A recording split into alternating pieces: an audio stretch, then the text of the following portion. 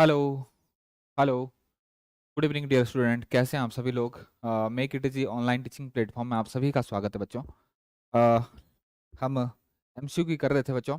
MCQ में आगे पढ़ते हैं बच्चों। थोड़ा सा आज वेल्डिंग की सीरीज लेके आया हूँ मैं। Mohit Parmar, good evening. Good evening सबको, गुड इवनिंग। थोड़ा सा बच्चों अनवांटेड चैट से जो है थोड़ा सा बचा के करा करो बच्चा।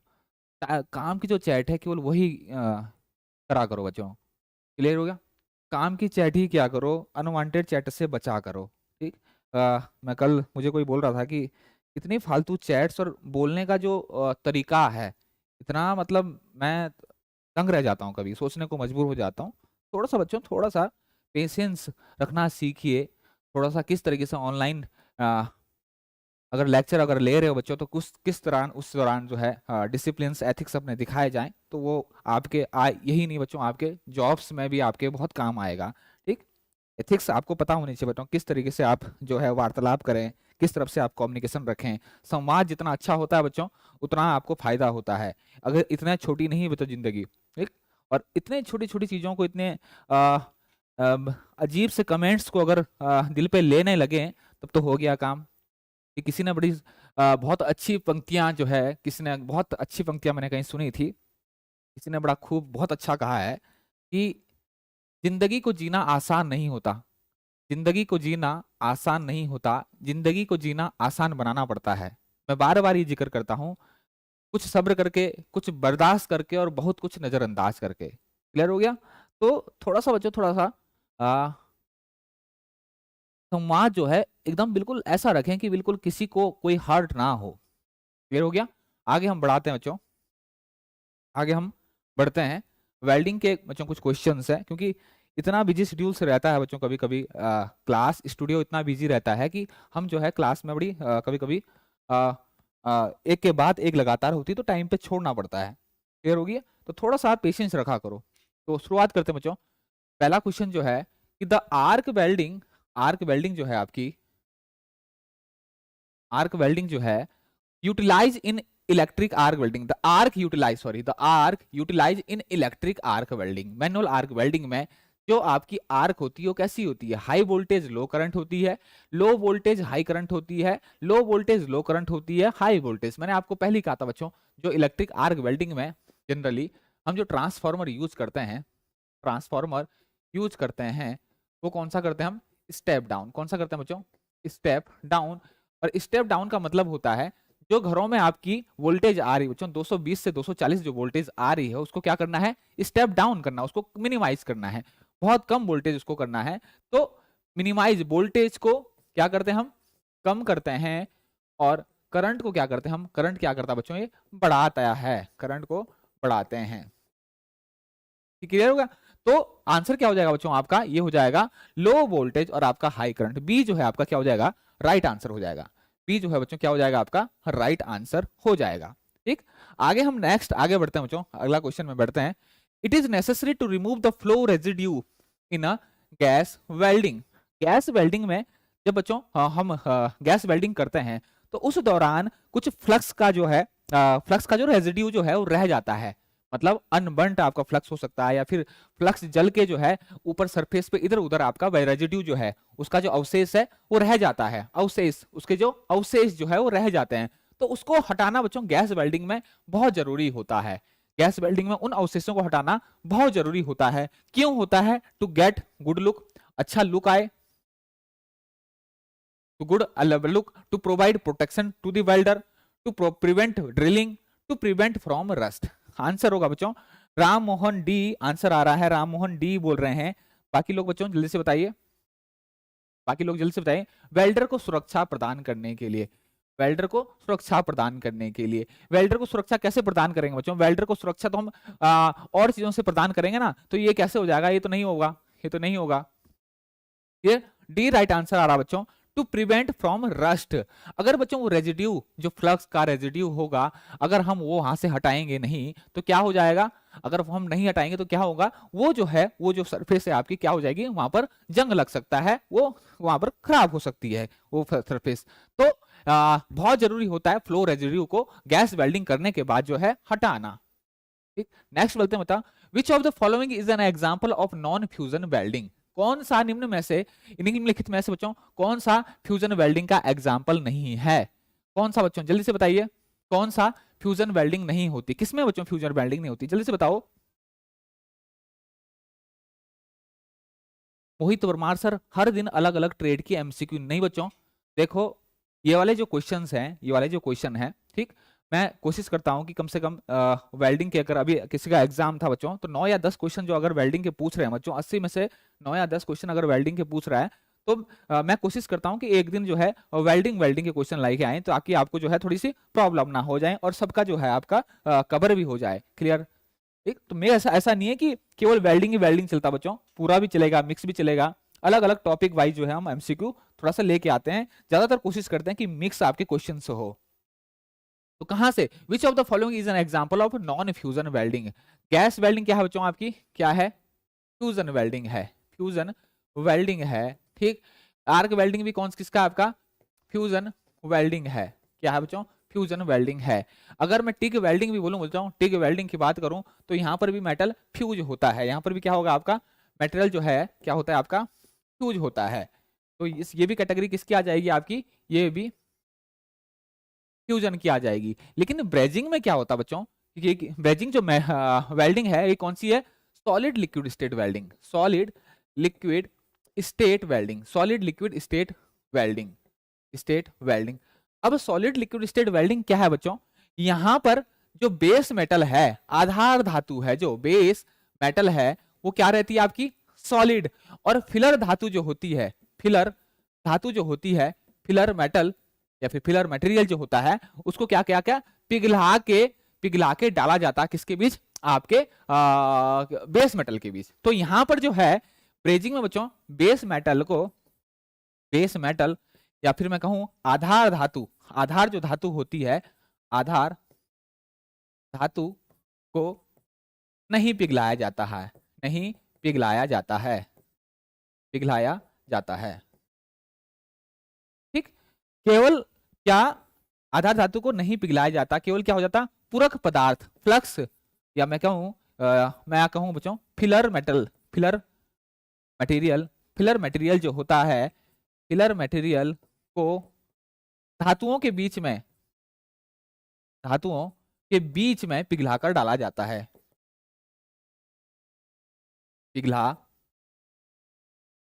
पिघलाकर डाला जाता है। ठीक, इसीलिए इसका नाम क्या है, डाला जाता है। इसीलिए कौन सी कैटेगरी है, सॉलिड लिक्विड, मतलब बेस मेटल जो है, जिन दो धातुओं को हम वेल्ड कर रहे हैं बच्चों वो हम फ्यूज नहीं करेंगे, उसको नहीं गलाएंगे, केवल उनके बीच में हम लिक्विड, हम क्या करेंगे, फिलर मेटल को गलाकर डालेंगे। तो राइट आंसर क्या हो जाएगा बच्चों आपका, ब्रेजिंग राइट आंसर हो जाएगा। क्लियर हो गया? विच of the following is an exothermic welding process? कौन सी जो वेल्डिंग प्रोसेस है वो एक्सोथर्मिक वेल्डिंग प्रोसेस है?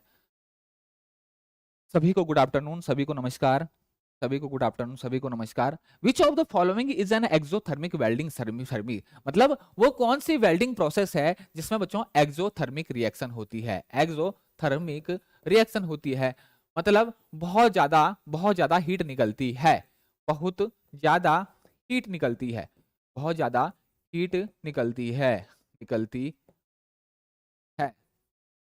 ठीक, तो एक्सोथर्मिक रिएक्शन वेल्डिंग प्रोसेस जो होती है आपकी, उसको हम क्या बोल सकते हैं, केमिकल रिएक्शन वेल्डिंग की कैटेगरी में भी हम इसको रख सकते हैं।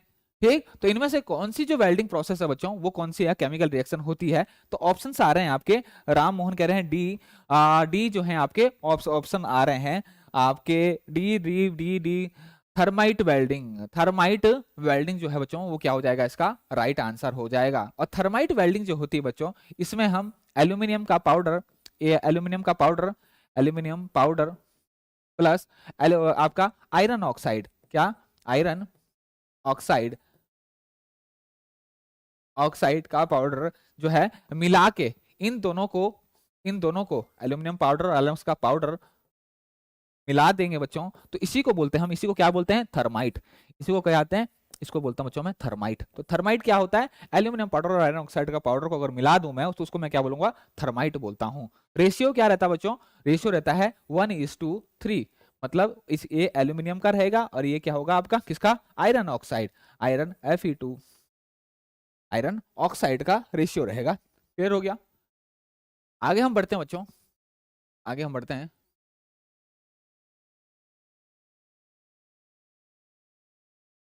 Gas welding is also known as, gas welding को और क्या कहा जाता है, गैस वेल्डिंग को और क्या कहा जाता है, गैस वेल्डिंग को fuel welding, metallic welding, oxy fuel gas welding या फिर आर्क वेल्डिंग, जल्दी से बताइए बच्चों, गैस वेल्डिंग को और क्या कहा जाता है, गैस वेल्डिंग को किस नाम से और जाना जाता है। सबसे पहली बात जो है बच्चों, गैस वेल्डिंग की अगर मैं बात करूं तो गैस वेल्डिंग में क्या यूज होता है बच्चों, एक fuel gas, fuel gas, fuel gas को जब ऑक्सीजन के संपर्क में, O2 के संपर्क में, O2 के संपर्क में क्या करा जाता है, जलाया जाता है या फिर बर्न किया जाता है, जलाया जाता है, तब क्या मिलती है मेरे को, फ्लेम मिलती है। और इस फ्लेम का यूज करता हूं मैं किसके लिए, आपका वेल्डिंग के लिए, इस फ्लेम का यूज करता हूं मैं किसके लिए, आपका वेल्डिंग के लिए। तो मतलब फ्यूल अगर मैं गैस वेल्डिंग की अगर मैं बात करूं बच्चों, तो इसमें आपका O2 भी यूज होता है प्लस फ्यूल गैस भी यूज होता है, फ्यूल गैस यूज हो सकता है। अब फ्यूल गैस जो है बच्चों, ये आपका C2H2 भी हो सकता है, ये आपका हाइड्रोजन भी हो सकता है, ये आपका कोल गैस भी हो सकता है, ये आपका पेट्रोलियम गैस भी हो सकती है, गैस भी हो सकती है, ये आपका मीथेन ब्यूटेन भी हो सकता है, और तमाम सारी जो है आपकी गैसेस हो सकती है, लेकिन ऑक्सीजन के संपर्क में लाके इसको हम क्या करेंगे, जल करेंगे। ठीक, तो राइट आंसर जो होगा बच्चों गैस वेल्डिंग का, वो क्या होगा आपका, गैस वेल्डिंग को किस नाम से जानता है, ऑक्सी फ्यूल गैस वेल्डिंग, क्या जानते हैं, ऑक्सी फ्यूल गैस वेल्डिंग जो है इसका क्या हो जाएगा, राइट आंसर हो जाएगा। क्लियर हो गया। आगे हम बढ़ते हैं बच्चों, is use to protect the eye and face of welder, क्या यूज करते हैं बच्चों, क्या यूज करते हैं, क्या यूज करते हैं, is use to protect the eye and face of welder from arc radiations and spark during arc welding. Safety shoe use करते हैं बच्चों, वेल्डिंग हेलमेट करते हैं, चिपिंग गॉगल्स यूज करते हैं। ठीक, यहाँ पर, यहाँ पर, यहाँ पर बच्चों डार्क गूगल, डार्क, डार्क अगर गॉगल्स होता तो ज्यादा सही रहता है, ऑप्शंस में अगर डार्क गॉगल्स रहता है तो ज्यादा सही रहता है। ठीक, तो यहाँ पर कोई ऐसा ऑप्शन है नहीं, तो हम यहाँ पर क्या यूज बोल देंगे, आपका चिपिंग गॉगल्स। ठीक, लेकिन इसके लिए आप यहाँ पर क्या यूज करते हैं बच्चों, डार्क गॉगल से, ठीक, काले चश्मे जो है आप यहाँ पर यूज करते हैं। ठीक, अपनी आंखों को अल्ट्रावायलेट रे से बचाने के लिए हम क्या यूज करते हैं, डार्क गॉगल्स यूज करते हैं। तो आंसर जो हो जाएगा वो क्या हो जाएगा, आपका चिपिंग गॉगल्स हो जाएगा। चिपिंग गॉगल्स, जब भी आप वेल्डिंग शॉप में जब जाते हैं बच्चों, तो कुछ सेफ्टी प्रिकॉशन जो आपको ध्यान में रखने होते हैं, कुछ सेफ्टी, जैसे आपको एप्रन पहनना होता है, और एप्रन जो कैसा होना चाहिए, आपका लेदर का एप्रन होना चाहिए, हैंड ग्लव्स आपके पास होने चाहिए। इसके अलावा बच्चों जो आपकी सरफेस है वो क्या कहते हैं, ऑयली नहीं होनी चाहिए। इसके अलावा बच्चों जब आप जिस सरफेस पे आप वेल्डिंग कर रहे हो उसमें ग्रीस ना हो, उसमें पेंट ना हो, इन तमाम सारी चीजों को जो है ध्यान में रखा जाना चाहिए। इसके अलावा बच्चों बहुत सारी जो सेफ्टी प्रिकॉशंस है वो हम वेल्डिंग में अपनाते हैं। तो यहाँ पर राइट आंसर जो हो जाएगा बच्चों, क्या हो जाएगा, आपका गॉगल। आगे हम बढ़ते हैं बच्चों, the current range for MS electrode for 4 mm diameter, इसका बताइए बच्चों, जल्दी से आंसर बताइए, जल्दी से बताइए, जल्दी से इसका आंसर बताइए बच्चों, जल्दी से, बहुत अच्छा क्वेश्चन है बच्चों, जल्दी से बताइए,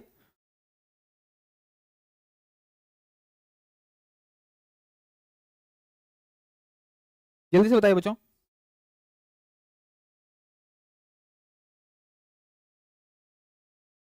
जल्दी से बताइए बच्चों, जल्दी से राइट आंसर बताइए। नहीं पता, नहीं पता। ठीक, 4 mm व्यास के लिए MS इलेक्ट्रोड के लिए सबसे पहले अगर मैं बात करूं बच्चों, तो यहां पर हमें अगर हम बड़े बड़े बात करें, तो अगर बात करें बच्चों, अगर बात कर रहे हैं,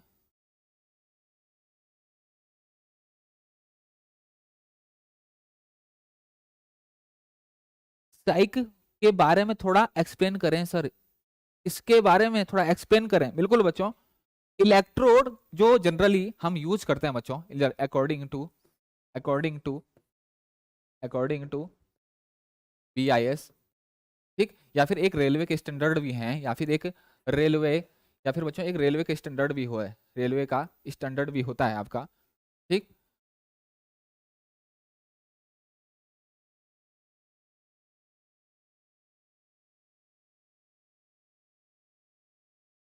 या फिर रेलवे स्टैंडर्ड्स भी हैं, आपके स्टैंडर्ड्स भी होते हैं, रेलवे के स्टैंडर्ड्स होते हैं।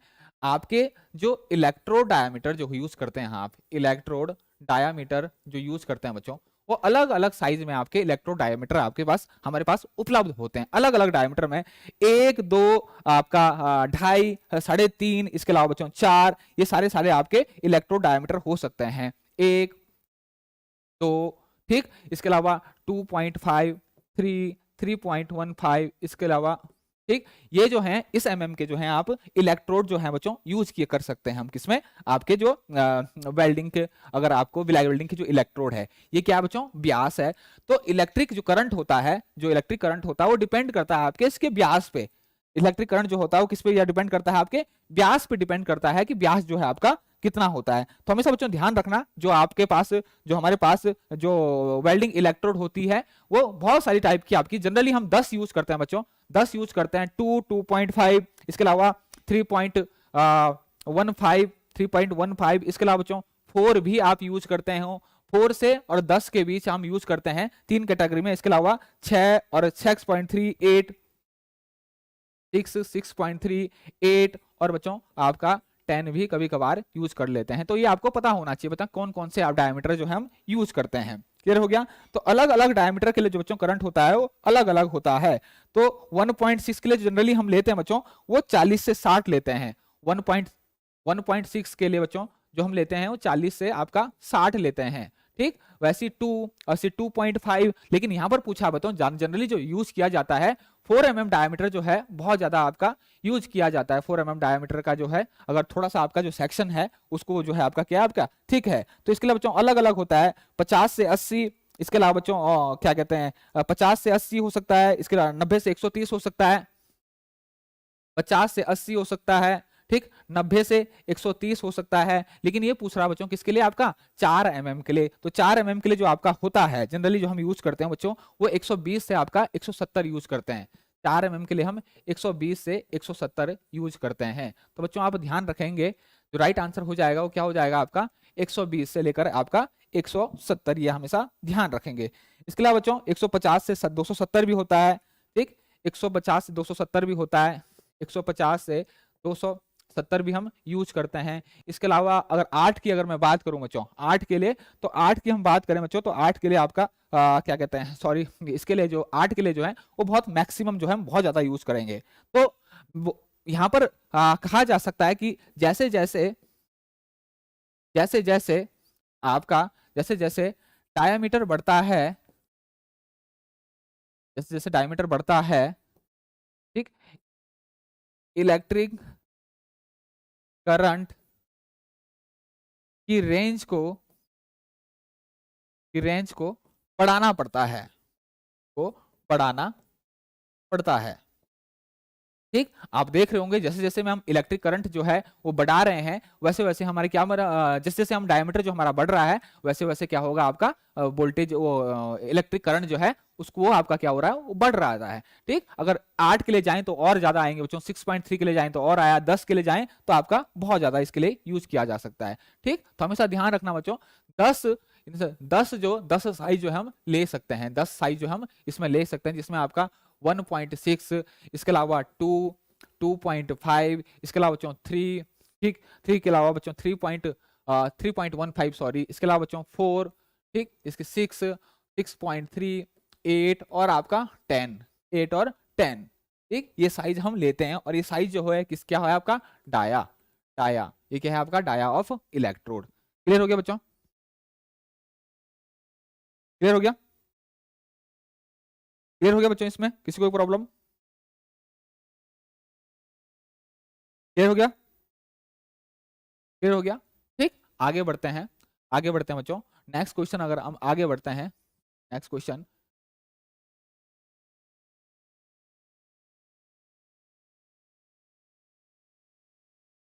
ठीक, ट्रायंगल, एक चीज बताओ, एक चीज हमेशा ध्यान रखना, इसकी जो लेंथ होती है, लेंथ जो जनरली आपकी यूज करते हैं 250 से 450 mm में आपकी उपलब्ध होती है। ये भी आपसे पूछा जा सकता है बच्चों, ये भी आपसे पूछा जा सकता है। 250 से लेकर आपका 450 mm तक आपकी क्या, उसकी लेंथ जो होती है इसकी हो सकती है। क्लियर हो गया। The angle between welding torch and work in left word gas welding. तो लेफ्ट वर्ड गैस वेल्डिंग का दूसरा जो नाम है बच्चों, लेफ्ट वर्ड गैस वेल्डिंग का जो दूसरा नाम है, इसको हम फोर हैंड वेल्डिंग भी कहते हैं। क्या बोलते हैं? Four hand welding, four hand welding. ठीक, या फिर दूसरा नाम बच्चों फॉरवर्ड वेल्डिंग भी होता है। क्या? Forward welding, forward welding. Clear हो गया? तो इसका राइट आंसर क्या हो जाएगा बच्चों? Angle between welding torch left word welding technique में कितना होगा? जल्दी से बताइए बच्चों। The angle between welding torch left hand word gas welding में जो वेल्डिंग का बेटा ये तो इजी क्वेश्चन है, वेल्डिंग की टेक्निक होती है।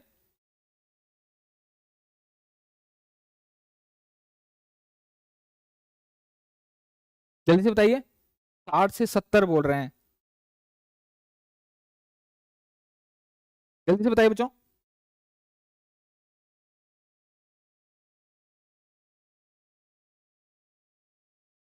जल्दी से जल्दी से।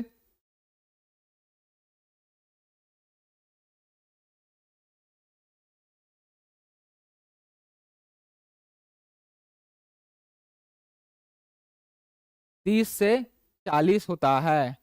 कोई बड़ा 30 से 40 और बच्चों जल्दी से। विक्रम सिंह राजपूत कह रहे हैं बी, 30 से 34। बी और बच्चों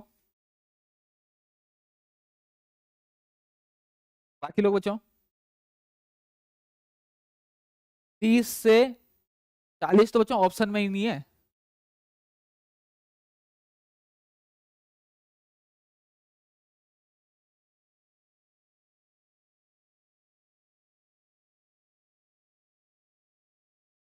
जल्दी से बताइए जल्दी से। बैकहैंड का 40 से 50 होगा। और बच्चों?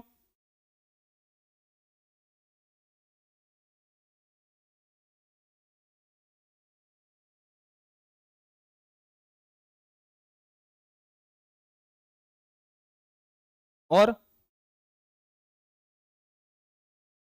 कोई भी बच्चों सही नहीं बता रहा है कोई भी। एक 40 से बच्चों देखिए, दो एंगल होते हैं, एक फिलर रॉड का एंगल, फिलर रॉड का एंगल। ठीक, तो फिलर रॉड का एंगल जो रखते हैं बच्चों हम 30 से 40 डिग्री के बीच रखते हैं। फिलर एंगल का जो एंगल हम कितना रखते हैं? 30 से 40 डिग्री के बीच रखते हैं।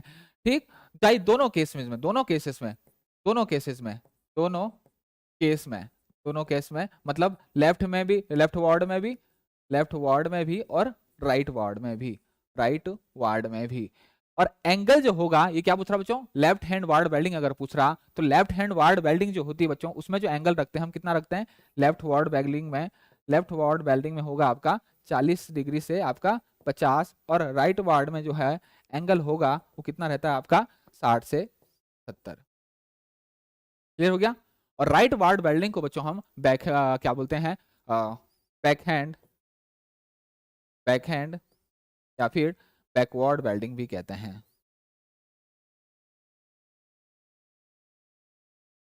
ठीक, इसका दूसरा नाम है बच्चों। क्लियर हो गया? मोहित वर्मा 60 से 70 बच्चों किसके लिए होगा? 60 से 70 किसके लिए होगा? 60 से जो 70 होगा वो किसके लिए होगा?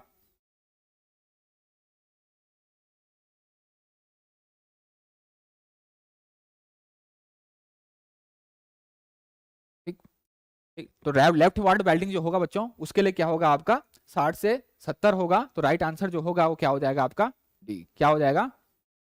क्लियर हो गया? क्लियर हो गया? किसी को कोई प्रॉब्लम? तो राइट आंसर जो हो जाएगा आपका। ठीक, किसी को कोई problem?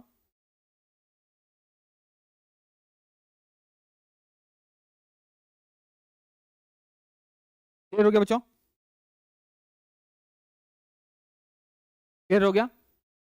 Left ward welding technique और राइट वार्ड वेल्डिंग हमेशा ध्यान रखना बच्चों। लेफ्ट वार्ड टेक्निक को हम फोर हैंड टेक्निक भी कहते हैं। ठीक, फोल्ड हैंड टेक्निक भी कहते हैं। लेफ्ट वार्ड वेल्डिंग को हम फोर हैंड टेक्निक भी कहते हैं। और आपका राइट हैंड वार्ड वेल्डिंग को बैक हैंड टेक्निक भी कहते हैं। ठीक, क्लियर हो गया? अच्छा बच्चों 1 मिनट बच्चों, बच्चों यहाँ उल्टा हो गया, उल्टा हो गया, 1 मिनट।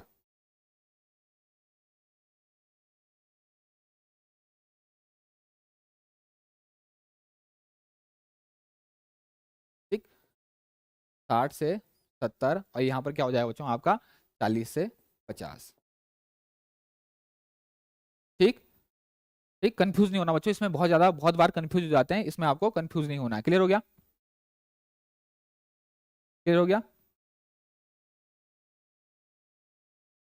ठीक है ठीक है। अब तो कोई नहीं, उल्टा हो जाता बच्चों, ये बहुत बड़ी बात नहीं है, उल्टा हो गया कोई दिक्कत नहीं, हो जाता है।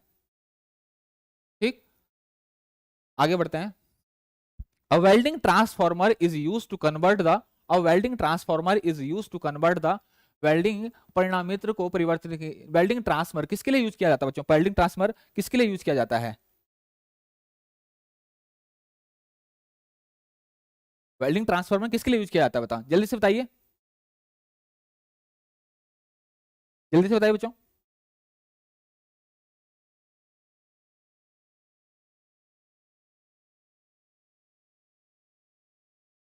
सी राइट आंसर आ रहा है बच्चों, सी आंसर आना है।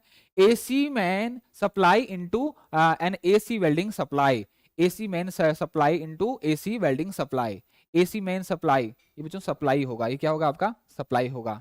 ठीक, वेल्डिंग ट्रांसफर किस काम आता है बच्चों? एसी वेल्डिंग जो मेन सप्लाई है, जो आपके घरों में आपकी आ रही है, जो वोल्टेज आपके घरों में आ रहा है, उसको स्टेप डाउन करने के लिए, उसको स्टेप डाउन करने के मतलब उसको वेल्डिंग के लिए जो सुटेबल वोल्टेज चाहिए आपको, उसमें कन्वर्ट कर रहा है। तो राइट आंसर जो हो जाएगा, क्या हो जाएगा आपका? सी जो है वो क्या हो जाएगा? इसका राइट आंसर हो जाएगा। आगे हम बढ़ते हैं बच्चों। Oxygen cylinder valve socket, oxygen cylinder valve socket, oxygen cylinder valve, और ऑक्सीजन सिलेंडर अगर आ रहा है बच्चों, अगर ऑक्सीजन सिलेंडर आ रहा है तो इसको कलर जो है आपको सबको पता होगा, कलर कौन क्या होता है आपका? ऑक्सीजन सिलेंडर का क्या होता है आपका? ब्लैक होता है। क्या होता है आपका? ब्लैक होता है। कितना होता है आपका? ब्लैक होता है। ठीक, तो इसका जो सॉकेट होता है बच्चों, इसको जो वाल्व होता है, उसमें जो थ्रेड होते हैं वो कितने होता है?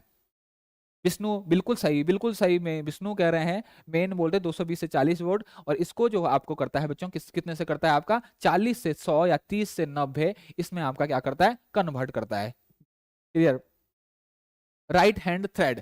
ऑक्सीजन सिलेंडर का जो वाल्व होगा बच्चों, ऑक्सीजन सिलेंडर का वाल्व होगा, O2 जो आपका वाल्व होगा, उसमें जो थ्रेड होते हैं वो कौन से होंगे आपके? RHS, वो कौन से होंगे? RHS thread. ठीक है, आपके थ्रेड।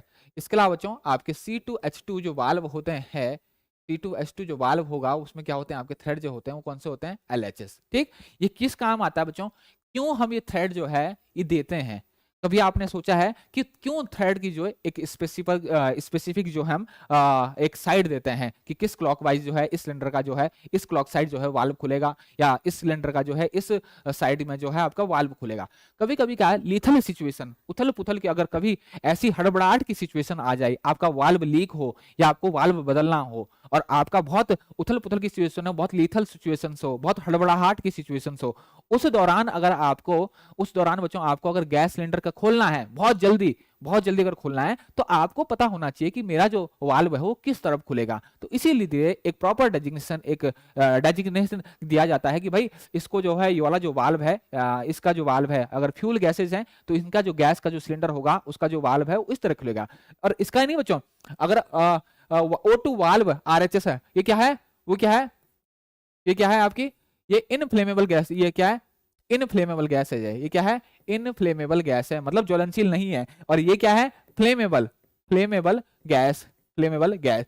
तो फ्लेमेबल गैस जितनी भी आपकी होगी, फ्लेमेबल गैस ज्वलनशील गैसेज जिस भी सिलेंडर में भरी होती है, जिसमें आग पकड़ सकती है ऑक्सीजन के संपर्क में, ठीक, उसमें जो आपके थ्रेड होंगे हमेशा कैसे होंगे आपके? LHS। और इन फ्लेम जिनका मतलब जो अगर लीक भी हो जाए तो आपका आग नहीं लगेगी। ठीक, तो उनके जो सिलेंडर में होता है उनमें क्या होगा आपका? RHS में RHS सिलेंडर होता है। क्लियर हो गया?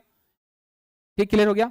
ठीक, what is polarity state and reverse polarity, why we do not polarity in AC फूडिंग, प्लीज आंसर सर। बच्चों देखिए, मैंने आपको बोला कि मैंने एक प्लेलिस्ट बनाई है बच्चों, वहां पर मैंने सारे के सारे जो वेल्डिंग के लेक्चर है वो कवर किए हैं।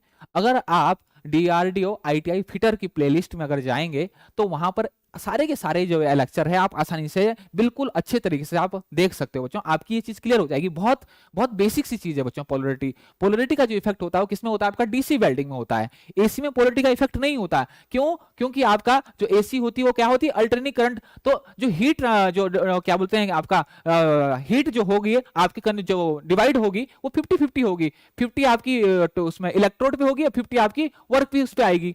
जॉब पे 50 आ रही है, इलेक्ट्रोड पे 50 आ रही है, तो पोलरिटी का कोई सिस्टम ही नहीं है। पोलरिटी का इफेक्ट कहां पर होता है आपका? डीसी में। वहां पर क्या होगा आपका? पोलरिटी में क्या होगा आपका? डीसी करंट में क्या होगा? जिधर आपकी स्ट्रेट पोलरिटी होगी, जिधर आपका पॉजिटिव वाला टर्मिनल कनेक्ट होगा, वहां पर ज्यादा हीट जनरेट होगी, तो वो स्ट्रेट पोलरिटी होगी। रिवर्स पोलरिटी में क्या होगा? रिवर्स पोलरिटी में क्या होगा आपका? उल्टा होगा। इलेक्ट्रोड को आप क्या करोगे? पॉजिटिव करोगे। रिवर्स पोलरिटी में इलेक्ट्रोड को, और स्ट्रेट पोलरिटी में वर्कपीस को वो पॉजिटिव करेंगे। और जिधर बच्चों पॉजिटिव आप करोगे, जिधर आप पॉजिटिव टर्मिनल कनेक्ट करोगे, जिसको भी, चाहे इलेक्ट्रोड को करो चाहे आप वर्कपीस को करो, वहां पर ज्यादा हीट जो है वो मिलेगी, वहां पर ज्यादा आपकी हीट मिलेगी। मैक्सिमम हीट कितनी, अब हीट कितनी मिलती है पॉजिटिव टर्मिनल पे, कितनी हीट मिलती है नेगेटिव पे? इसके लिए बच्चों आप वीडियो आप देख सकते हो, बिल्कुल बच्चों क्लियर हो जाएगा। क्लियर हो गया? अगर आप वीडियो देखोगे बच्चों, डीआरडीओ की आपकी प्लेलिस्ट बनी है वेल्डिंग के लिए, वहां पर आप देखोगे बच्चों, आपका बिल्कुल क्लियर हो जाएगा, सारा का सारा पोलरिटी का जो कॉन्सेप्ट है वो क्लियर हो जाएगा। ठीक, यहाँ पर बच्चों मैं एक एक चीज को एक्सप्लेन करना लगूँ ना, इस टॉपिक से अगर बाहर जाऊं, वहां पर मैं करने लगूं, इतनी सारी चीजें अगर मैं करूं, तो फिर वही है कि ये वाले लेक्चर जो है नहीं हो पाएगा। क्लियर हो गया? ये वाला जो सेशन है वो सही से नहीं हो पाएगा। ठीक, तो अगर आपको ये करना है बच्चों, क्या पोलरिटी इफेक्ट होते हैं, क्यों एसी में नहीं होती, क्यों डीसी में होती है, ठीक, तो ये आपका आप जो है वेल्डिंग के जो मेरे जो सेशंस है, वेल्डिंग की जो वीडियोस हैं, वो आप देख सकते हो। ठीक, तो राइट आंसर क्या हो जाएगा बच्चों? Right hand thread. क्लियर हो गया? आगे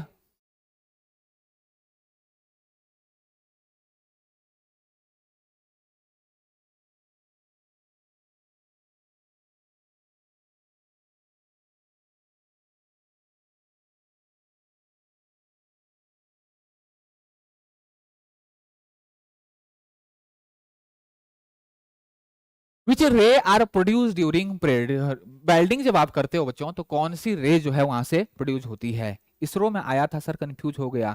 कंफ्यूज होने का कुछ है ही नहीं बच्चों, कंफ्यूज होने का कुछ है ही नहीं। देखो, हीट जो डिस्ट्रीब्यूट होती है ना, हीट जो डिस्ट्रीब्यूट होती है, मैं आपको कह रहा हूं ना बच्चों, बहुत, अगर आप मेरी वीडियोस देखोगे, जो वेल्डिंग के जो सेशन है अगर वो देखोगे, तो आपको बिल्कुल क्लियर हो जाएगा। मैंने इसीलिए किया, क्योंकि मैंने देख अक्सर जो अगर एग्जामिन करूं, अगर एनालिसिस करूं पेपर को, तो वेल्डिंग को मैं कम से कम 8 या 9 क्वेश्चन जो है वो दे रहा है, और 8-9 क्वेश्चन जो बच्चों बहुत ज्यादा होता है। तो अगर आप वो वीडियोस देखोगे तो आपकी बिल्कुल क्लियर हो जाएगी, क्लियर हो जाएगा कि क्यों क्या कहते हैं आपका पोलरिटी इफेक्ट जो होता है वो डीसी में ही होता है, एसी में नहीं होता है। एसी में जो हीट डिस्ट्रीब्यूट होती है वो 50-50 होती है, 50 आपका इलेक्ट्रो पॉजिटिव टर्मिनल पे और 50 आपका नेगेटिव टर्मिनल पे। ठीक, तो आप कहीं भी, चाहे आप वर्कपीस को पॉजिटिव कर दो, चाहे आप क्या कहते हैं वर्कपीस को नेगेटिव कर दो, हीट जो डिस्ट्रीब्यूट होगी वो 50-50 होगी। अब दोनों में से आप कहीं पर भी लगा दो, पॉजिटिव नेगेटिव का वहां पर कोई मतलब नहीं है, कोई सा भी कहीं पर लगा दो, जो हीट डिस्ट्रीब्यूट होगी वो क्या होगी आपकी? वो बराबर होगी, 50 आपका इलेक्ट्रोड पे, 50 आपका वर्कपीस पे। लेकिन डीसी में ऐसा नहीं होता है। क्लियर हो गया? एक कौन सी रेज होती है बच्चों?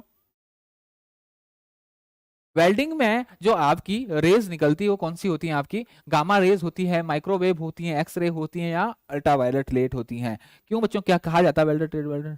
क्यों कहा जाता है बच्चों? क्यों कहा जाता है? क्यों कहा जाता है कि वेल्डिंग को बच्चों जब हम लगाते हैं तो डार्क ग्लासेस पहनने चाहिए। वेल्डिंग को हम जो आपके ग्लास होती है आपकी, या फिर स्क्रीन्स होती है, उसको लगा के ही करना चाहिए। क्यों? क्योंकि उससे बच्चों अल्ट्रा वायलेट रे निकलती है, और अल्ट्रा वायलेट रे जो होती है वो आंखों के लिए बहुत ही खतरनाक होती है, तो वो आपकी आंखें जो है वो खराब कर सकती है। तो जो रेज निकलती है बच्चों, कौन कौन सी निकलती है आपकी? अल्ट्रा वायलेट रेज, इंफ्रारेड रे, विजिबल रे, ये सारी रेज जो है आपकी निकलती है। तो राइट आंसर क्या हो जाएगा आपका? Ultraviolet ray, UV rays. Clear हो गया? क्लियर हो गया बच्चों? Right answer. आगे बढ़ते हैं हम, आगे बढ़ते हैं। ठीक, in metallic electrode coating factor will be बच्चों, अच्छा क्वेश्चन है। कोटिंग फैक्टर बहुत पूछने लगने वाला है, बहुत पूछने लगा है। अभी लेटेस्ट अभी एक एग्जाम हुआ था, उसमें भी अभी पूछा गया था इलेक्ट्रोड कोटिंग फैक्टर क्या होता है। तो जल्दी से बताइए बच्चों, इलेक्ट्रोड कोटिंग फैक्टर क्या होता है? इलेक्ट्रोड कोटिंग फैक्टर क्या होता है, जल्दी से बताइए।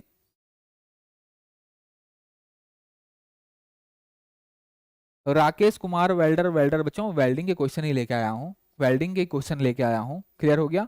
एक सबसे ज्यादा जो वीडियोस डली हुई बच्चों वो वेल्डिंग की ही डली हुई है। क्लियर हो गया? जैसे ही बच्चों थोड़ा सा ही कंप्लीट होता है, ये डीआरडीओ का भी एग्जाम जो है बहुत नियर है, बहुत ज्यादा नियर है, उसके बाद जो है हम प्रॉपर जो है थोड़ी सी जो क्लासेस जो है वो आगे बढ़ाएंगे अपनी। ठीक, देख लिया बच्चों, मैंने देख लिया, कमेंट देख लिया। ठीक, जल्दी बताइए, इन metallic electrode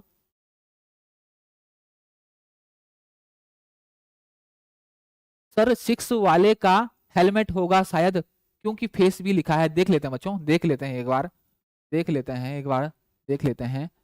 is use to protect eye and face of welder, welding helmet. हाँ बच्चों बिल्कुल सही कह रहे हो, बिल्कुल बिल्कुल सही कह रहा हो बच्चों, बिल्कुल सही कह रहे हो, बिल्कुल सही कह रहे हो। Which is use to protect the eye and face of welder. यहाँ बच्चों फेस भी लिखा हुआ है। राइट आंसर जो हो जाएगा वो क्या हो जाएगा आपका, वेल्डिंग हेलमेट। क्या हो जाएगा आपका, वेल्डिंग हेलमेट। ठीक, या वेल्डिंग हेलमेट जो है इसका राइट आंसर हो जाएगा। ठीक, राइट आंसर इसका हो जाएगा बच्चों। क्लियर हो गया। वैसे मेरे को उस समय दिक्कत गड़बड़ लगा था, क्योंकि यहाँ पर चिपिंग गॉगल्स लिखा हुआ था। ठीक, अगर डार्क गॉगल्स भी लिखा रहता तो वो भी हमारी आईज को प्रोटेक्ट कर रहा है, लेकिन यहाँ पर लिखा है बच्चों आई एंड फेस को प्रोटेक्ट कर रहा है। तो राइट आंसर जो होगा बिल्कुल सही है बच्चों, बिल्कुल बिल्कुल वेल्डिंग हेलमेट जो है इसका राइट आंसर हो जाएगा। क्लियर हो गया। ठीक, यहाँ पर फेस भी लिखा हुआ है बच्चों, फेस भी लिखा हुआ है।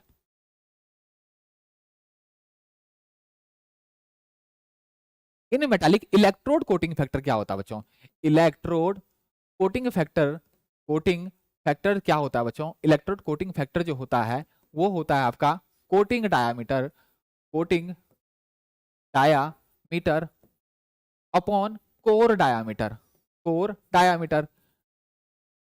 अच्छा, जब कोर आपका जनरली आपने देखा होगा बच्चों, आपने फ्लक्स कोटेड, फ्लक्स कोटेड जो आपने वेल्डिंग इलेक्ट्रोड देखी होगी, आपको पता होगा बच्चों उसमें अंदर जो होता है कोर होता है। वो कोर क्या होता है, उसी मटेरियल उसी धातु का बना होता है जिस धातु को आपने वेल्ड करना है, कोर होता है जनरली। अगर हम मैनुअल आर्क वेल्डिंग की अगर बात कर रहे हैं तो आपका अगर एमएस पे अगर हम वेल्ड कर रहे हैं तो उसका जो कोर होगा वो भी कैसा होगा, एमएस का होगा। लेकिन बच्चों उसके बाहर कोटिंग भी हुई होती है, तो उस कोटिंग का डायमीटर, कुछ कोटिंग का डायमीटर और कोर डायमीटर के रेशियो को, कोर डायमीटर कौन सा होगा, अंदर जो मेटालिक उसमें अंदर जो वायर है, अंदर जो है मेटालिक जो वायर है। सपोज बच्चों ये है आपकी, सपोज ये, ठीक, ये आपकी, ये क्या है आपकी,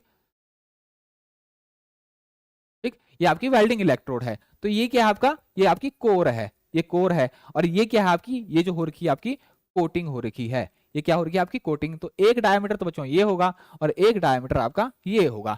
तो कोटिंग डायमीटर और कोर डायमीटर के जो रेशियो होता है, कोर कोटिंग डायमीटर और क्या कहते हैं आपका कोटिंग डायमीटर, और उसका क्या आपका कोर डायमीटर का जो रेशियो होता है उसको हम क्या कहते हैं, उसको हम कहते हैं बच्चों इलेक्ट्रोड कोटिंग। तो इसमें से देख लो बच्चों कौन सा है, coating diameter upon root diameter, root बोल दो या फिर कोर डायमीटर बोल दो, रूट बोल दो बच्चों या फिर रूट डायमीटर बोल दो। तो राइट आंसर क्या हो जाएगा बच्चों, ए जो है इसका राइट आंसर हो जाएगा।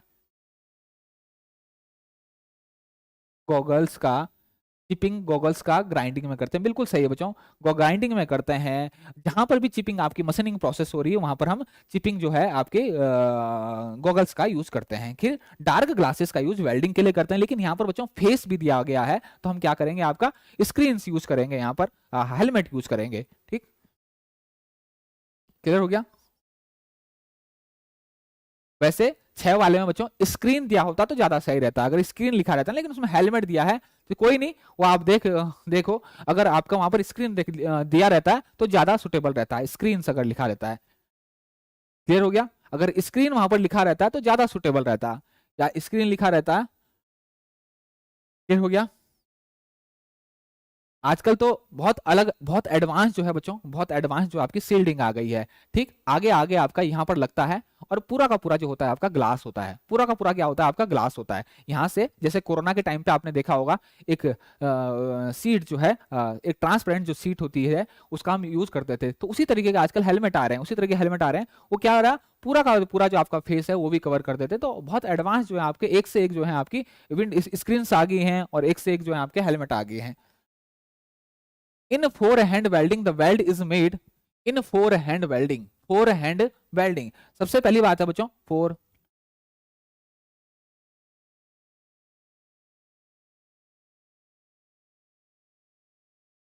बच्चों मैंने आपको कहा ना, मैं आपको कह रहा हूं कि अगर आपको वेल्डिंग जो है कोटिंग के बारे में बच्चों आपको ढंग से पढ़ना है कोटिंग के बारे में, तो मैंने आपको बताया कि मैंने एक सीरीज बनाई है बच्चों वेल्डिंग की, मैं आपको बार बार यही कह रहा हूं कि मैंने एक सीरीज बनाई है वेल्डिंग की स्पेशल। ठीक, लड़कों आपके जो वेल्डर्स होते हैं उनकी डिमांड पर मैंने एक सीरीज बनाई है। तो आप वो लेक्चर बहुत अच्छे से अगर देखोगे बच्चों, अगर आपने वो लेक्चर अच्छे से देखे होते, तो अगर 8 या 9 क्वेश्चन आ रखे हैं बच्चों, तो मैं ये बोल सकता हूं कि आपका 1-2 अगर इधर उधर हो जाता, लेकिन बाकी सारे क्वेश्चन जो है आपके सही हो जाते हैं, अगर आपने वो बिल्कुल जो सीरीज है वो अच्छे से देखी होती है। मैंने आपको पहले ही आगाह किया था बच्चों कि वेल्डिंग से जो क्वेश्चन हैं वो काफी पूछने लगा है, मैंने आपको पहले ही बता दिया था।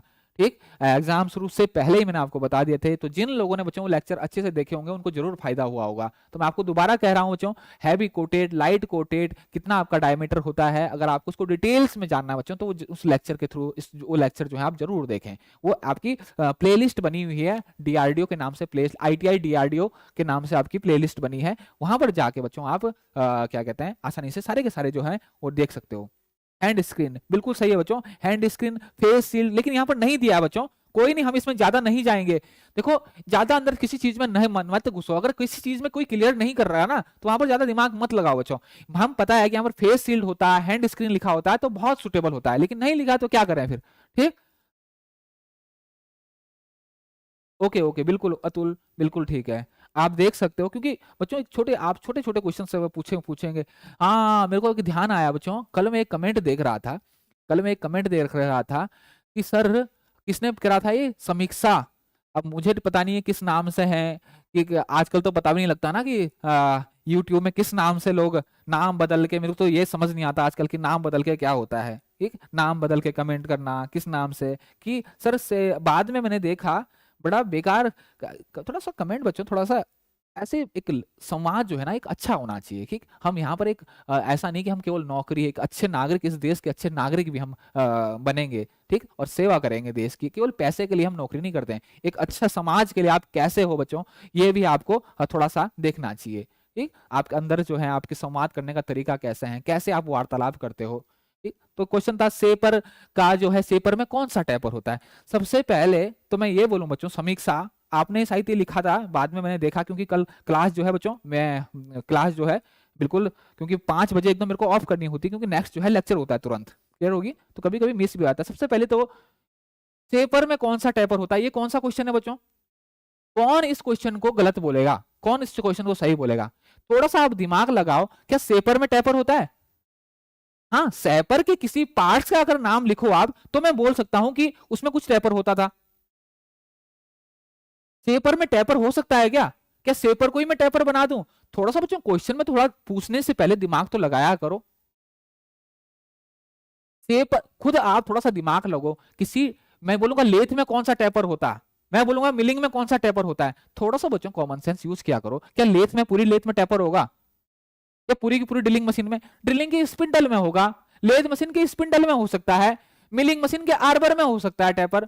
अब सेपर में कैसे टेपर होगा बच्चों।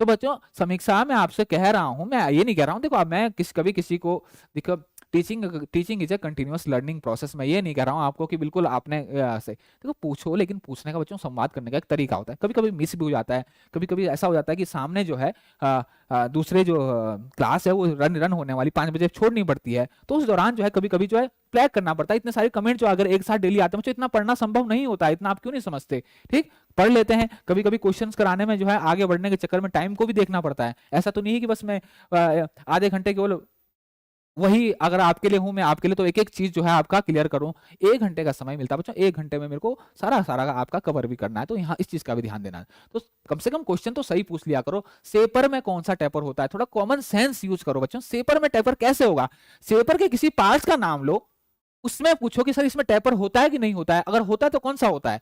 अब तुम पूछोगे मिलिंग मशीन में कौन सा टेपर होता है, तो भाई मुझे बताओ मिलिंग मशीन में टेपर हो सकता है या मिलिंग मशीन के किसी पार्ट में टेपर होगा। लेथ मशीन में टेपर होगा या लेथ मशीन के किसी पार्ट में टेपर होगा।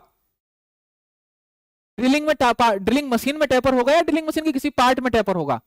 तो जानकारी का अभाव बच्चों, जानकारी पहले पूरी लीजिए, उसके बाद जो है क्वेश्चन नंबर के लिए, और उसके बाद जो है भद्दा क्या कहते हैं, टिप्पणी किसी के लिए कीजिए। ठीक, तो इस चीज का थोड़ा सा ध्यान रखिए बच्चों। In forehand welding the weld is made of, in, चलो कोई नहीं बच्चों आगे बढ़िए। In forehand welding the weld is made, कैसे फोर हैंड वेल्डिंग, सबसे पहले बच्चों फोर हैंड वेल्डिंग को हम क्या कहते हैं, फोर हैंड वेल्डिंग को लेफ्ट हैंड वार्ड वेल्डिंग भी कहते हैं, लेफ्ट वार्ड वेल्डिंग भी कहते हैं। क्लियर हो गया, लेफ्ट वार्ड वेल्डिंग भी कहते हैं। अब लेफ्ट वार्ड मतलब लेफ्ट की तरफ, वेल्डिंग की तरफ हो रही है, लेफ्ट की तरफ, ठीक, लेफ्ट की तरफ होती है, मतलब राइट से लेफ्ट ही होगी ना, वे दो ही साइड है, राइट है या तो लेफ्ट है, ठीक। तो किधर है, नाम क्या है, फोर हैंड, मतलब फोर हैंड का दूसरा नाम आपको पता होना चाहिए। फोर हैंड अगर दिया है बच्चों तो आपको अगर इसका दूसरा नाम पता है तो आप एकदम बता सकते हो, किधर की तरफ, लेफ्ट वार्ड, मतलब लाइट से लेफ्ट की तरफ, क्या, राइट से लेफ्ट की तरफ, फ्रॉम राइट टू लेफ्ट जो है इसका क्या हो जाएगा, राइट आंसर हो जाएगा। क्लियर हो गया, क्लियर हो गया, from right to left right answer हो जाएगा। क्लियर हो गया बच्चों, आगे हम बढ़ते हैं। एडहेसिव बॉन्डिंग, एडहेसिव बॉन्डिंग बच्चों एयरक्राफ्ट इंडस्ट्री में, एयर एयरक्राफ्ट इंडस्ट्री में बहुत ज्यादा यूज होती है, इंडस्ट्री में, ठीक। दो सीट को, ठीक, दो सीट्स को ज्वाइन करने के लिए, ज्वाइन करने के लिए, करने के लिए, या फिर मैं करूं फेरस सीट को non ferrous, non ferrous seat के साथ ज्वाइन करने के लिए, ज्वाइन करने के लिए एडहेसिव बॉन्डिंग का यूज किया जाता है, ठीक। तो क्वेश्चन है बच्चों, एडहेसिव बॉन्डिंग, अभी कभी आपको एडहेसिव वेल्डिंग भी मिलेगा कहीं कहीं, ठीक। तो एडहेसिव बॉन्डिंग इज ज्वाइन, इसको क्या जाता है, प्रेशर से बच्चों, प्रेशर से हीट के साथ जो है दो सीट, फेरस सीट और नॉन फेरस सीट, दो सीट्स को अगर मैं स्टील के साथ अगर नॉन फेरस सीट्स मेरे को क्या करनी है ऊपर लगानी है, ज्वाइन करनी है बच्चों, तो उसके लिए हम एडहेसिव बॉन्डिंग, उसमें बीच में एडहेसिव लगा देते हैं और ऊपर से उसमें प्रेस करके आपकी हीटिंग हीट दे के बच्चों प्रेस कर दिया जाता है। तो एडहेसिव बॉन्डिंग जो जनरली होती है बच्चों, आमतौर पर, आमतौर पर, आमतौर पर, आमतौर पर, ठीक, ये दो टाइप की होती है, परमानेंट भी होती है, परमानेंट भी होती है और टेम्पोरेरी भी होती है, टेम्पोरेरी भी होती है, परमानेंट भी होती है, टेम्पोरेरी भी होती है, ठीक। ये डिपेंड करता है, डिपेंड करता है, डिपेंड्स ऑन एडहेसिव, एडहेसिव, ये किस पे डिपेंड करता है, एडहेसिव। लेकिन, लेकिन सर किसी में,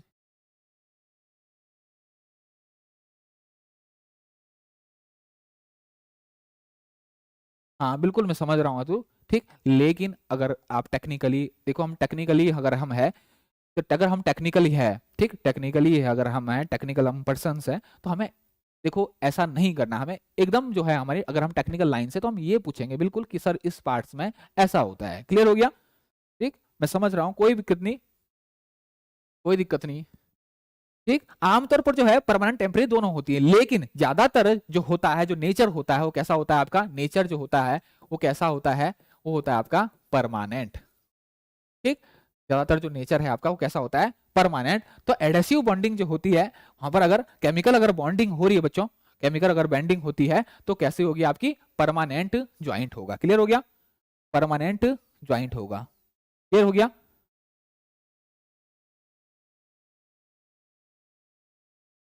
क्लियर हो गया, परमानेंट ज्वाइंट। इसको थोड़ा सा बच्चों, इसको थोड़ा सा देखना, भी इसको देखना, क्योंकि all type of joint, removable joint तो नहीं होगा, ठीक। रिमूवेबल ज्वाइंट नहीं होगा तो फिर ऑल टाइप ज्वाइंट नहीं हो सकता, रिमूवेबल ज्वाइंट है और टाइम है, तो नेचर जो है परमानेंट जो है हम इसको देखेंगे। क्लियर हो गया,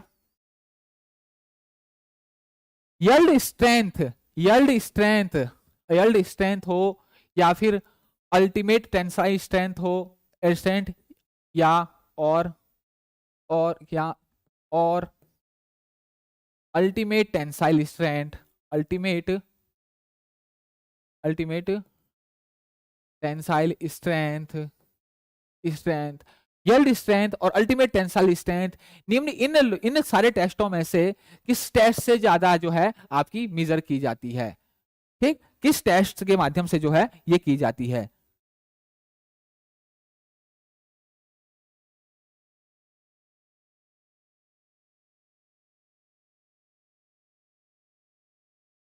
जल्दी से बताइए बच्चों।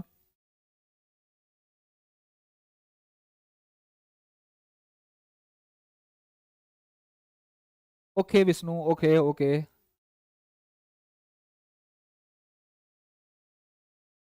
सर सर एडमिट कार्ड कब आएंगे बच्चों? हाँ, एडमिट कार्ड आने से पहले आपके एक बार रिजेक्शन लिस्ट आ जाए, रिजेक्शन लिस्ट आनी है तो मुझे जैसा मुझे लगता है बच्चों कि अभी डिप्लोमा वालों के पेपर है, 11-12 से डिप्लोमा वालों के पेपर्स हैं, तो डिप्लोमा वालों के पेपर जैसे ही बच्चों खत्म होंगे वैसे ही मुझे लगता है कि आपकी जो है डेट शीट आ जाएगी। तो डिपेंड करता है कि डिप्लोमा के पेपर आपके कब तक चल रहे हैं। तो डिप्लोमा के जब तक पेपर चल रहे होंगे तब तक तो बच्चों ITI के आपके पेपर नहीं हो सकते। क्यों बच्चों? उसके पीछे रीजन है, क्योंकि ITI में जो है बच्चों बहुत सारी ब्रांचेज है, बहुत ज्यादा जो है ITI में ब्रांचेज है, और उन सारी ब्रांचों के लिए अलग अलग पेपर कंडक्ट कराना, तो मतलब पेपर जो है वो बहुत लंबा जो है आपका चलने वाला है, बहुत लंबा चलेगा। अब ये आपकी किस्मत पे डिपेंड करता है कि किसका एग्जाम जो है वो पहले पड़ता है। तो पेपर जो कुल मिला के आपका बहुत लंबे होने वाले, क्योंकि जेई में अगर हम जेई की बात करें बच्चों तो वहां पर जो ब्रांचेज हैं वो आप लोगों से कम है, तो उनके पेपर जो है वो जल्दी हो जाएंगे, तो उनके पेपर खत्म होते ही आपके जो एडमिट कार्ड है हो सकते हैं।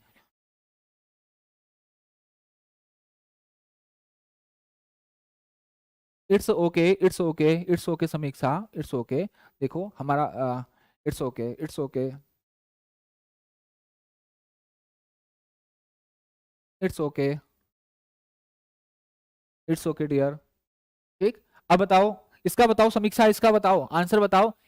Yield strength of material is depart mind mind किससे डिपेंड, किससे निभाते हैं बच्चों? जल्दी से बताइए। समीक्षा आप ही बता दीजिए, इसका आंसर बताइए जल्दी से। समीक्षा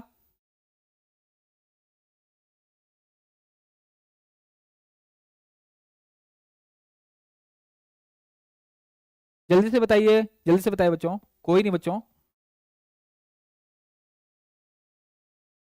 अतुल बी कह रहे हैं, राम मोहन ए कह रहे हैं, जल्दी से बताइए बच्चों।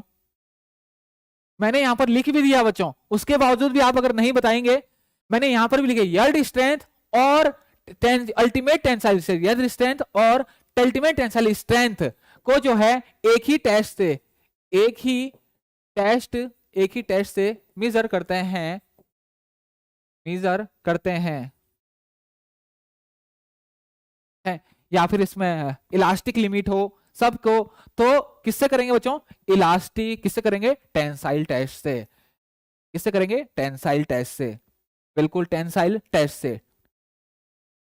बिल्कुल बिल्कुल बिल्कुल अतुल, बिल्कुल सही है, इम्पैक्ट टेस्ट टफनेस का होता है, ठीक, टफनेस जो है मेजर करते हैं, बिल्कुल सही है यार, बिल्कुल सही है दोस्तों। अभिषेक तिवारी डी, नहीं बच्चों रेडियोग्राफिक टेस्ट नहीं होगा, ठीक, रेडियोग्राफिक टेस्ट नहीं होगा। रेडियोग्राफिक टेस्ट क्या होता है बच्चों? रेडियोग्राफिक टेस्ट क्या होता है? नॉन डिस्ट्रक्टिव टेस्टिंग है, ये क्या है? Non destructive, destructive testing, testing, ठीक।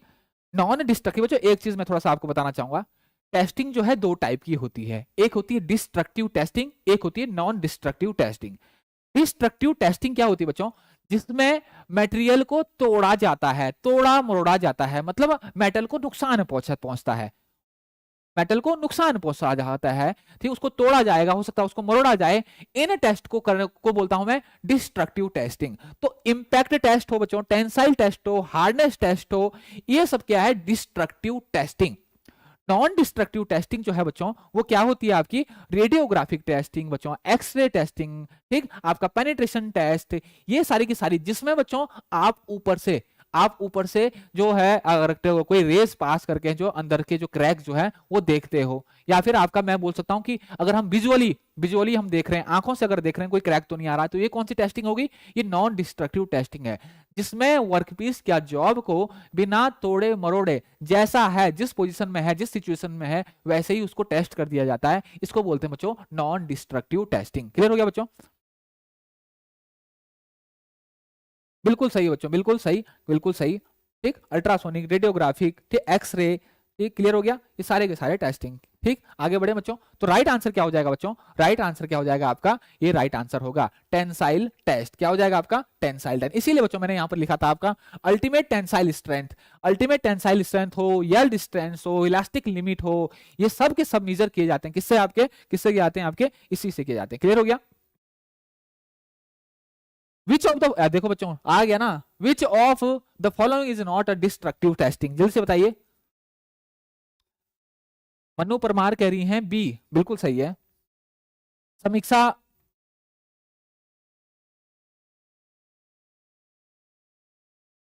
तो बिल्कुल भी आंसर नहीं दे रही, भाई क्या हो गया?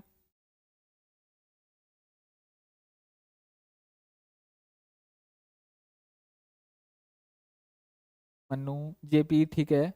दिल से बताइए मुझे इसका आंसर। विष्णु कह रहे हैं डी, विष्णु कह रहे हैं D, tension test non destructive. और जल्दी से बताइए बच्चों, गौरव कह रहे हैं एक, अल्ट्रासोनिक टेस्टिंग। बच्चों नॉन डिस्ट्रक्टिव है, नॉन डिस्ट्रक्टिव है, मतलब आप मेटल को डिस्ट्रक्ट डिस्ट्रक्ट नहीं करेंगे, नहीं करते, नहीं करते, मेटल को डिस्ट्रक्ट नहीं करते हैं, मेटल को डिस्ट्रक्ट। तो इनमें से कौन सी टेस्टिंग है बच्चों जिसमें मेटल को, which of the following is not a non destructive testing? B, Rahul Parmar कह रहे हैं बी, अभिषेक कह रहे हैं बी, सूरज पाल कह रहे हैं ए, विष्णु कह रहे हैं डी, विष्णु कह रहे हैं। देखो बच्चों, अल्ट्रासोनिक जो टेस्ट है ये भी क्या है, non destructive testing, NDT. X ray भी क्या है, नॉन डिस्ट्रक्टिव टेस्टिंग। एक्सरे हम करते हैं बच्चों, पेट का हम एक्सरे करते हैं या किसी चीज का भी एक्सरे करते हैं, क्या उसमें कोई हमें फर्क पड़ता है? हमें पता भी नहीं चलता, ठीक, हमें पता भी नहीं चलता, लेकिन जो चीज हमें टेस्ट करनी है वो हमें दिख जाती है बच्चों, ठीक। तो एक्सरे हो, अल्ट्रासाउंड भी हम करते हैं, ठीक, ये भी क्या है, नॉन डिस्ट्रक्टिव टेस्टिंग है। डाई पेनिट्रेशन टेस्ट, इसको बच्चों डाई पेनिट्रेशन टेस्ट, इसको लीक प्रूफ टेस्ट भी कहते हैं, ठीक, लीक प्रूफ टेस्ट भी कहते हैं इसको, ठीक। रंजक वेदन, लीक प्रूफ टेस्ट होता है, ये क्या होता है आपका, leak proof, leak proof test, leak proof test, ये क्या है आपका, लीक प्रूफ टेस्ट। ये भी क्या होता है आपका, एनडीटी, एनडीटी। लेकिन टेंशन टेस्ट जो है बच्चों, ये क्या होता है आपका, डिस्ट्रक्टिव टेस्टिंग है, ये क्या है आपकी, डिस्ट्रक्टिव टेस्टिंग है, ये क्या है आपकी, डिस्ट्रक्टिव टेस्टिंग है। क्लियर हो गया? आगे हम बढ़ते हैं। The material use in bit of solders, bits of solder के लिए कौन सा यूज होता है बच्चों, कौन सा हो जाए, कौन सा यूज होता है?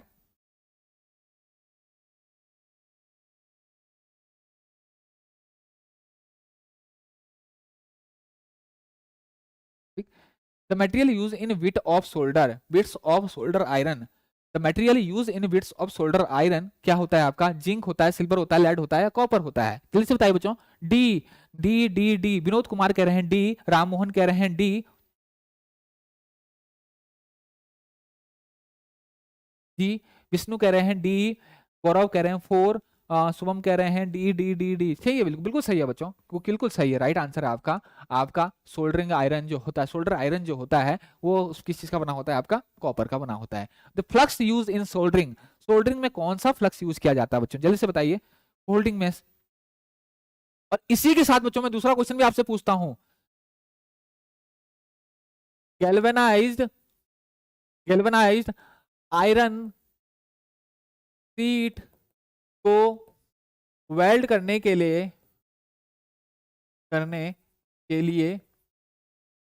फ्लक्स कौन सा यूज करते हैं? इसके अलावा बच्चों एक, इसके अलावा दूसरा, स्टेनलेस स्टील, स्टेनलेस स्टील, ये मैंने कल भी पूछा था, मैंने कहा था आप बताना मुझे स्टेनलेस स्टील के लिए कौन सा फ्लक्स यूज करते हैं, कौन सा फ्लक्स यूज करते हैं बच्चों, दोनों से बताया मुझे। Flux use in soldering, soldering के लिए कौन सा यूज करते हैं बच्चों? सर प्लीज समझा दीजिए, 16 क्यू, 16 का समझा दीजिए, 16 कौन सा है यार, ने पूछा ये, 16 को समझा दीजिए बच्चों, मैंने 16,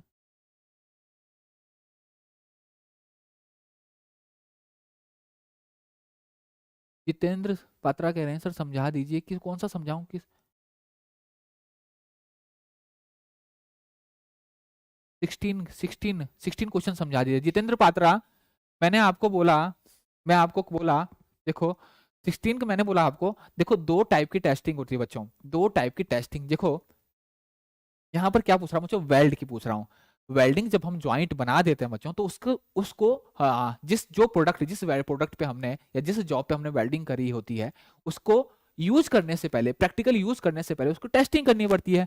तो टेस्टिंग बच्चों मैंने आपको बोला ना, अगर आपको डिटेल्स में बच्चों ये पढ़ना है तो मैं आपको बार बार यही समझा रहा हूँ बच्चों कि मैंने प्लेलिस्ट बनाई है, वेल्डिंग की जो प्लेलिस्ट है आपकी, वेल्डिंग की प्लेलिस्ट, वहां पर आप टाइप्स ऑफ टेस्टिंग अगर वहां पर देखोगे, एक टेस्टिंग वेल्ड टेस्ट के नाम से, वेल्डिंग इंस्पेक्शन एंड टेस्टिंग, वहां पर ये सब चीजें आपकी क्लियर हो जाएगी। तो अगर आपको testing and inspection of weld details में देखना है बच्चों, तो आप वहां पर जाके, वहां पर वीडियोज में देख के जाके आप सारी चीजें जो है बच्चों क्लियर कर सकते हो, ठीक, दो टाइप की टेस्टिंग होती है, डिस्ट्रक्टिव और नॉन डिस्ट्रक्टिव। डिटेल्स में अगर आपको जानना है तो प्लीज मैं आपको दोबारा कह रहा हूं, वहां पर जाके बच्चों आप एक बार जरूर उस प्लेलिस्ट में वेल्डिंग इंस्पेक्शन एंड टेस्टिंग नाम से जो है जो वीडियो होगी वो आप जरूर देखें। क्लियर हो गया? तो ये फ्लक्स यूज्ड इन सोल्डरिंग, जल्दी से बताइए बच्चों क्या होता है आपका? Zinc chloride. कौन सा यूज करते हैं हम जल्दी? सोल्डरिंग में सबसे ज्यादा यूज करते हैं बच्चों हम, क्योंकि कौन सा यूज करते हैं? Zinc chloride. कौन सा यूज करते हैं? Zinc chloride. फॉस्फोरिक एसिड, बहुत अच्छा, अतुल कह रहे हैं स्टेनलेस स्टील के लिए फॉस्फोरिक स्टील, आयरन स्टील के लिए अमोनियम क्लोराइड, और माइल्ड स्टील के लिए आपका जिंक क्लोराइड, और आपका सोल्डरिंग में कौन सा होता है आपका? Zinc chloride. बिल्कुल बिल्कुल बिल्कुल बिल्कुल बच्चों, बिल्कुल बिल्कुल बिल्कुल बिल्कुल क्लियर हो गया। बिल्कुल सही आंसर बच्चों, सबके राइट आंसर जो मैक्सिमम लोग जो हैं जिंक के लिए, गैल्वेनाइज आयरन शीट की वेल्ड करने के लिए बच्चों जल्दी से बताइए फ्लक्स इसका बताइए बच्चों। ठीक, यहां पर यूज करते हैं बच्चों हम डाइल्यूट। डाइल्यूट क्या यूज करते हैं हम यहाँ पर? Dilute HCl, hydrochloric acid, dilute HCl। क्या? डाइल्यूट। अब HCl जब जिंक के ऊपर पड़ेगा तो क्या बन जाएगा? Zinc chloride. और वो क्या करता है? फ्लक्स का काम करता है, क्योंकि गैल्वेनाइज आयरन में क्या होता है बच्चों? जिंक की कोटिंग होती है। जिंक की कोटिंग होती है कि नहीं होती है? गैल्वेनाइज आयरन में जिंक की कोटिंग होती है, उसके ऊपर में जब डाइल्यूट HCl डालूंगा तो वो क्या बन जाएगा? जिंक क्लोराइड बन जाएगा। और जिंक क्लोराइड जो होता है क्या होता है? फ्लक्स का काम करता है। ठीक है, तो गैल्वेनाइज आयरन की अगर सीट बच्चों या फिर जिंक की कोटिंग का जो कोई आपका धातु हो या फिर जिंक हो, उसकी अगर आपको क्या करनी है? वेल्ड करना है, तो उसके लिए हम यू क्या यूज कर देंगे? Dilute HCl। और स्टेनलेस स्टील के लिए क्या करेंगे बच्चों? Phosphorous acid, phosphoric acid. Clear हो गया? क्लियर हो गया?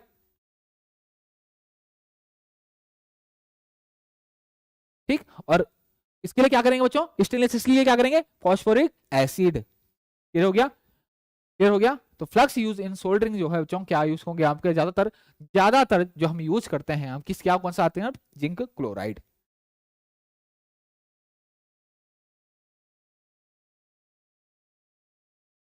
क्लियर हो गया? आगे हम बढ़े बच्चों।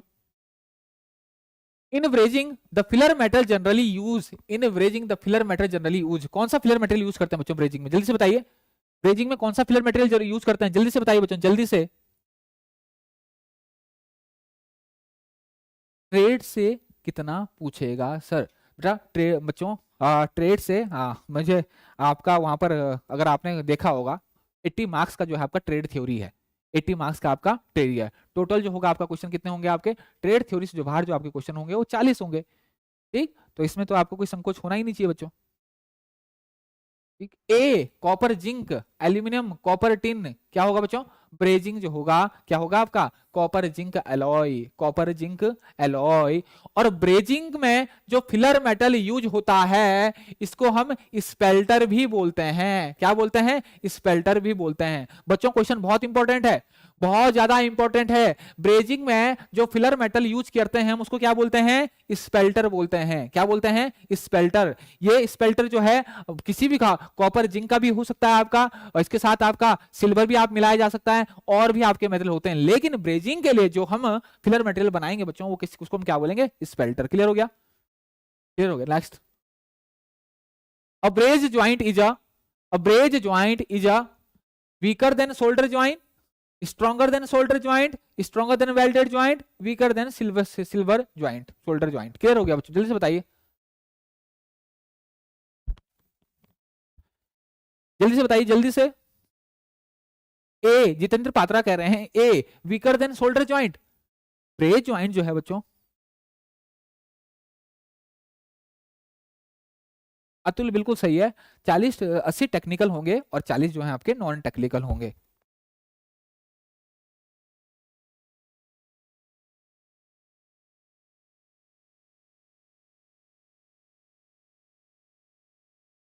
बी सबसे बिल्कुल सही है बच्चों। क्या होगा आपका? Stronger than solder joint. Braze जो ज्वाइंट होता है, ब्रेजिंग से जो आपका ज्वाइंट बनता है, ऑब्वियस सी बात है वो क्या होगा आपका? स्ट्रॉन्गर होता है। किससे? आपका शोल्डर ज्वाइंट से। क्लियर हो गया? Principal material use in soldering are, soldering के लिए क्या होता है बच्चों? ये तो सब लोग आप जान दोगे, लेड टीन का बना होता है। लेड टीन का बना होता है। ठीक, लेड टीन का आपका बना होता है क्या? आपका सोल्डर। नेक्स्ट बढ़ते हैं, the filler rod suitable for fusion welding of copper.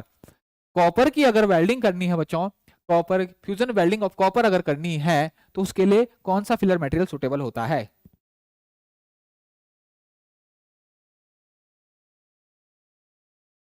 Copper की ही अगर हमें वेल्डिंग करनी है, हम ब्रेजिंग करते हैं बच्चों, ठीक। मैंने कहा ब्रेजिंग करते हैं तो हम यूज करते हैं कॉपर जिंक और कॉपर सिल्वर भी यूज कर सकते हैं, कॉपर जिंक कॉपर सिल्वर भी यूज करते हैं, ठीक। तो कॉपर जिंक भी यूज करते हैं, ठीक, यूज कर सकते हैं, कॉपर सिल्वर भी यूज कर सकते हैं, ठीक ठीक। क्लियर हो गया? तो राइट आंसर जो होगा आपका क्या होगा? आपका कॉपर सिल्वर। और copper plus zinc plus silver, ठीक, अलग अलग टाइप के आपके फिलर मेटल होते हैं, लेकिन जो भी ब्रेजिंग में यूज करेंगे उसको हम क्या बोलेंगे? आपके उसको बोलेंगे बच्चों हम spelter. Which one of the following metal has the best weldability? सबसे बेस्ट अच्छी वेल्डेबिलिटी कौन सी होगी? ये क्वेश्चन तो मैं करा चुका हूं बच्चों, ये क्वेश्चन जो मैं करा चुका हूं। सबसे अच्छी वेल्डेबिलिटी किसकी होती है? आपकी आयरन की होती है। किसकी होती है? आपकी आयरन की होती है। आगे हम बढ़े।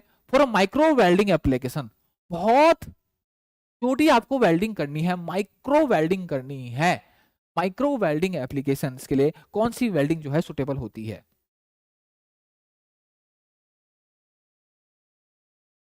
जल्दी से बताइए बच्चों, जल्दी से बताइए।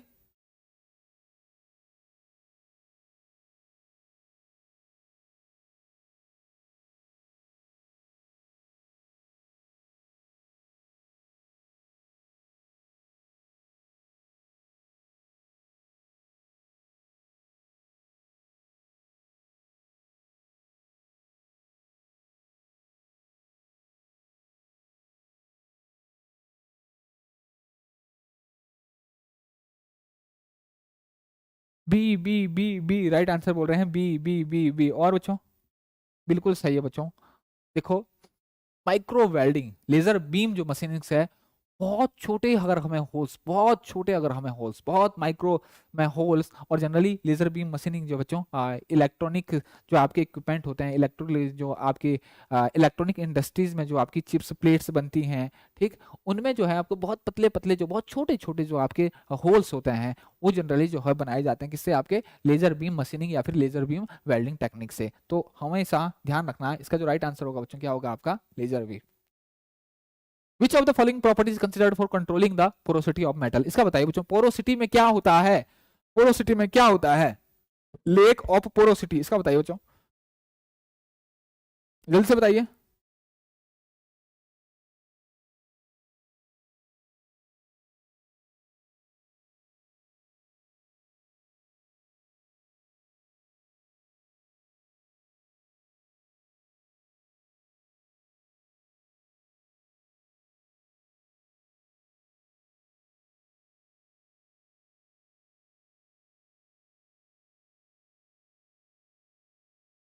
B B B B. और बच्चों पोरोसिटी क्या होता है बच्चों? पहले ये बताओ पोरोसिटी क्या होता है?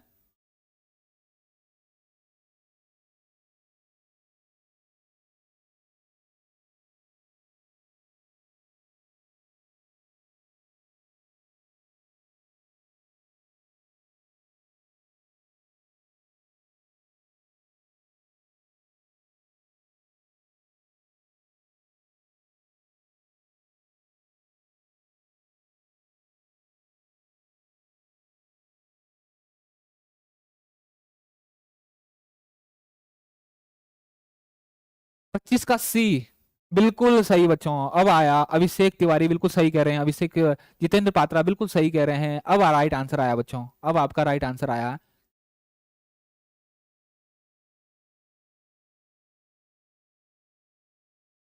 बिल्कुल राइट आंसर सी सी सी सी आ रहा बच्चों, बिल्कुल सी आ जा रहा है, बिल्कुल।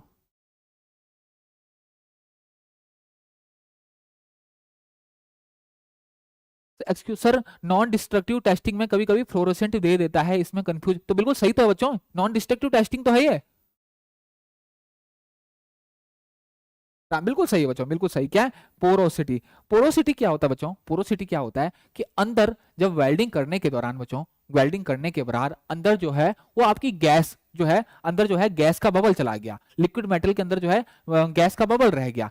अब वो गैस का बबल जो है बच्चों वो बाहर आने की कोशिश करेगा, वो बाहर आने की कोशिश करेगा, ठीक, वो बाहर आने की कोशिश करेगा, तो तभी तो आपके बहुत बारीक बारीक जो पिन होल बनते हैं, वो जो बबल्स है अंदर, वो जब बाहर आने की करेगा लिक्विड मेटल में, तो आपने बहुत बारीक बारीक जो है होल्स बन जाते हैं आपकी सरफेस में। उसी को क्या कहते हैं बच्चों, उसको हम पोरोसिटी कहते हैं। तो विच of the following properties considered for controlling the porosity of metal? Gas solubility, gas का जो है वो मिक्स ना हो, वेल्डिंग मेटल, वेल्ड का जो ज्वाइंट है, वेल्ड जो पूल है, जो आपने वेल्डिंग करी उसके अंदर गैस जो है वो सॉल्युबल ना हो, गैस अंदर ना जाए, तो तब उसको हम पोरोसिटी कंट्रोल कर सकते हैं। अगर वो चला गया तो क्या हो जाएगा, पोरोसिटी हो जाएगा। वो गैस का बबल जो है बच्चों जो बाहर आने की कोशिश करेगा तो पिन होल, बहुत बारीक होल बनता है आपका सरफेस पे, उसको हम बोलते हैं बच्चों, किसके कारण होता है आपका पिन होल, किसके कारण होता है पोरोसिटी। तो गैस अंदर अगर चला गया, गैस का बबल वो बाहर आने की कोशिश करता है, इसको हम बोलते हैं, बिल्कुल बिल्कुल पिन होल, इसको बच्चों पिन, जितेंद्र पात्रा बिल्कुल सही कह रहे हैं आप, बिल्कुल वो बाहर आने की कोशिश करता है। तो एक स्मॉल होल, आपने देखा होगा बच्चों, उबलते हुए देखा होगा, दाल हलवा जब बनता है तो अंदर से जो भाप है वो बाहर आने की कोशिश करता है, तो ऊपर देखा होगा आपने पिन होल बन जाता है, ठीक। जो गाढ़ी चीज को अगर आपने पकाते हो तो अंदर से जो है आपका गैस है वो बाहर आने की कोशिश करता है, तो आपने देखा होगा कभी कभी ऊपर जो है आपका सरफेस पे पिन होल बन जाता है, उसी को कहता हूं बच्चों मैं पोरोसिटी। क्लियर हो गया, बिल्कुल सही है बच्चों। फ्लेम सॉलिबिलिटी कैसे होगा बच्चों, फ्लेम सॉलिबिलिटी नहीं, एक गैस, गैस सॉलिबिलिटी को, गैस जो है वो अंदर ना जाए आपका, उसको लिए हम कंट्रोल करते हैं। क्लियर हो गया, ठीक, ठीक है बच्चों, okay, thank you, thank you. कल मिलते हैं बच्चों, कल मिलते हैं इसी टाइम पे, ओके बच्चों।